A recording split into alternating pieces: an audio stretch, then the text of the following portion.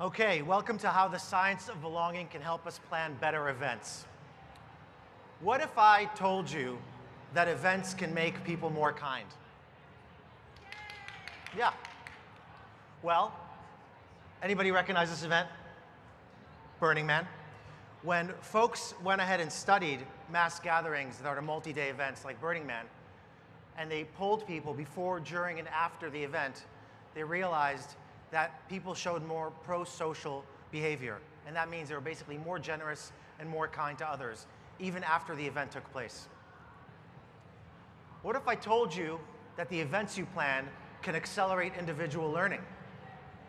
Well, what scientists recently discovered is a new field called collective neuroscience, which tells us that when the wavelengths of listeners and presenters are studied and looked at the same time, they're actually synchronized. The whole idea of being on the same wavelength is actually scientifically true. And when that happens, people learn faster. What if I told you that the events you plan can have a plethora of positive outcomes on the lives of the attendees that go to your events? Well, this idea of collective effervescence is the idea of energy and harmony that happens when we engage in a shared purpose, like putting our hand up at a concert or singing along to the national anthem.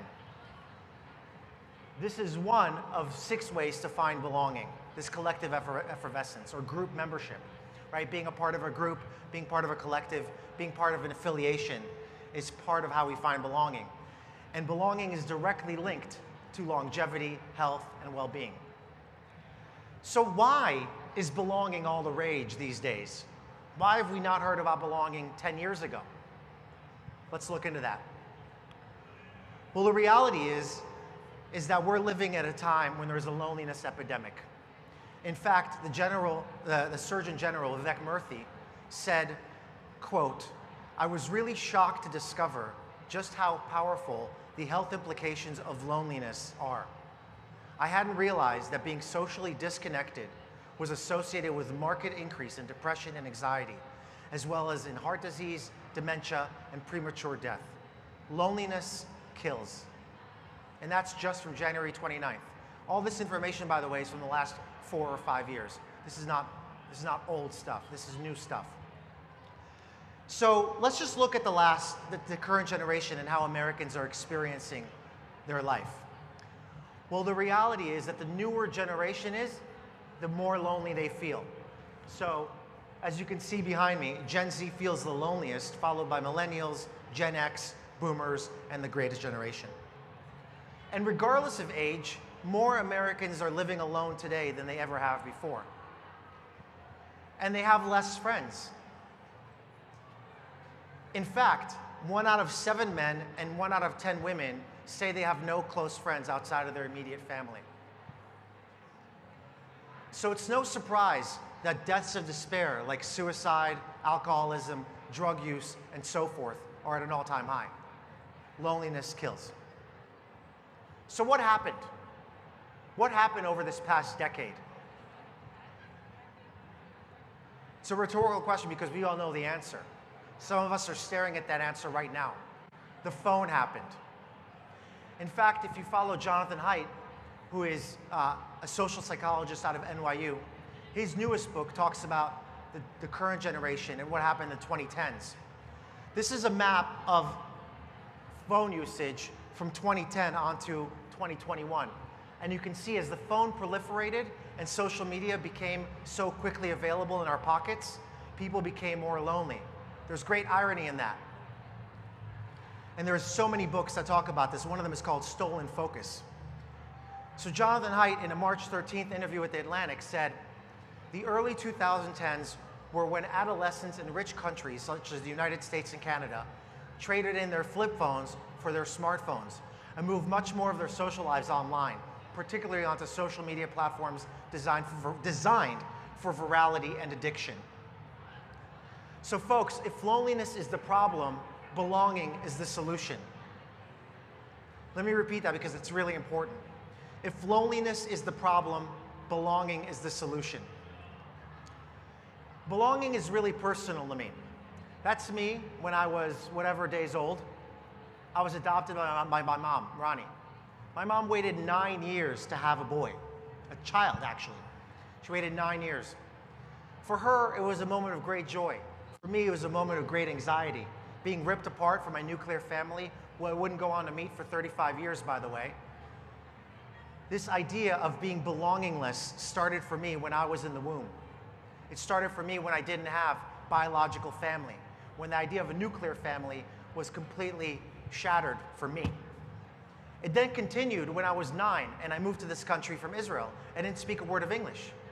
So that's two belonging traumas at the kind of childhood development age of before 10. I was 0 and 9. So belonging is super personal to me. And it's personal to each of one of us because my traumas are not bigger than your traumas, and your traumas aren't bigger than my traumas. They're all equal, but they all contribute to this belonging we all seek. And belonging is not this kind of like new idea. For those who remember Maslow, he talked about it in 1943. And back then, Maslow wasn't using DEI to decide who he's surveying. He just talked to a bunch of his rich, aristocratic, white male friends. And they all said, well, this is my hierarchy of needs. How does it sound? Sounds great. Well, guess what? Fast forward 80 years, belonging is still at the middle of the hierarchy of needs that was just perfected by Kendrick and others at the University of Arizona. The only difference between their their hierarchy and Maslow's is that parenting is at the top, not self-actualization. But belonging or affiliation or there's different words for it, has always been smack dab in the middle of a hierarchy of needs that we have as human beings. So apart from happiness, individuals with a strong sense of belonging have better health and well-being. That's according to Baumeister in his work on belonging in 1995. And a more meaningful perception of life, according to Lambert and colleagues in 2013. And there are 3 levels of belonging. There is I belong somewhere. I belong to an association. I belong to a country club. There is I belong somewhere where I'm affirmed. I belong to an association with people who I view as my peers, not above or beneath me. And finally, I belong somewhere where I'm affirmed and share commonalities. I call this the triple qualifier. Just getting people together and saying, hey, we're event professionals, let's hang out. That's not enough. It's like, hey, we're event professionals who've gone through starting and scaling a business, who happen to have the same challenges, the same opportunities. That gets more interesting. Belonging is a feeling of being accepted, valued, and included as you are in a certain environment. And being an aquarist, I have 300 gallons of fish in my house, of saltwater fish. It's the perfect relationship that's symbiotic, similar to a clownfish and an anemone. A clownfish and an anemone are always hanging out together. They're both alive, they're both organisms, and they both rely on one another. So it's being seen by others and being seen by yourself. So what does this all have to do with events? Well, we should customize our programs for different belonging personas in mind. I developed basically 4 belonging personas that I want to introduce to you today. And basically, the way you figure out where your belonging persona is you look at your attachment style and your need to belong scale. And if you're interested, there's like a one question kind of thing I can walk you through, which I didn't include in today's presentation, although I should have. But the bottom line is, there are eager belongers, anxious belongers, independent belongers, and reluctant belongers. Will allow me to make it a little easier to remember these belonging personalities. Think about chimpanzees. Chimpanzees are eager belongers. They're running around, picking the lice off of each other, hanging out, having sex with each other. They're having a great time. That's the chimpanzees. They're eager belongers. Now I got your attention.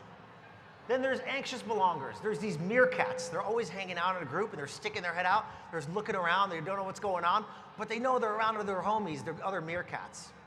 Then there are reluctant belongers, the snow leopard, who only meets their mate once every few years and then disappears again, or has their territory and fights with each other in order to decide where they live or where they hunt. And finally, there are the wolves. You can be a lone wolf or you can be part of the wolf pack. You're independent. You like to go at it alone or go out as a team. Those are the 4 belonging types. And basically, what we've been doing this whole time as event professionals is planning events for eager belongers. But I got news for you. Most people in the world are not eager belongers. They don't want to network their tail off like you may. They don't want to sit in a corner like you may. They have different needs. And it's time that we thought about different personas when we're planning our events in order to address the different personas that exist in the world. So allow me, if you will, to present a few design interventions for these different belonging personas that you may consider when you're planning your next program. I'm going to skip over this because this is too much. I'm just going to jump to this next one. So for example, if you're an anxious belonger, you may want to be in small group interactions. You may want to have structured connections. If you're an eager belonger, you might want interactive workshops. You want group activities. You want networking opportunities. You want recognition programs, because recognition is a path to belonging, by the way. If you're a reluctant belonger, you want solo exploration tracks. You want to be left alone. You don't want to talk to anybody. You want online participation, so you can just kind of helicopter above the ground. And you want anonymous contribution. And if you're an independent belonger, you want to be outdoors to either be with a group or be with solitary. You want opt-in social events where you're not dinged for not going to them. And you want breakout autonomy to have choice in what you do. So we have to stop, the headline here is we have to stop designing events for eager belongers and start designing events for everybody. So focusing on attendee belonging can help meet business objectives from engagement to retention. And I created this critical path, and I'm zooming through my presentation because I feel like that's kind of what happens on the last day of a conference, so hopefully you're cool with that. But the critical path to belonging at events looks something like this. It starts with hospitality, where somebody can say, I feel welcome, or people here are genuine. I don't know if you remember, but Liz Lathan and her team was standing outside on day one welcoming you, encouraging you to write on pieces of giant Post-its. That felt super welcoming. I don't know about you, but I felt like I was being heard even before I walked into the hall. So the first step of belonging at events is the feeling of hospitality. The second is the feeling of safety. Some people refer to this as psychological safety. This is often confused with DEI and other mismatched initiatives, perhaps, but it's the idea of I feel safe. I can be myself. I don't feel judged. Those are all feelings of safety. And next follows the feeling of engagement, where I am eagerly participating. I'm not forced to participate, or I am learning from others. Most of the learning happens from one another, not from people like me. And then there's commitment. I prioritize this community. I'm committed to our collective success. And finally, there is that belonging feeling, where I feel like I belong here, and you belong here. Because the worst thing you can say to anybody is, you don't belong here.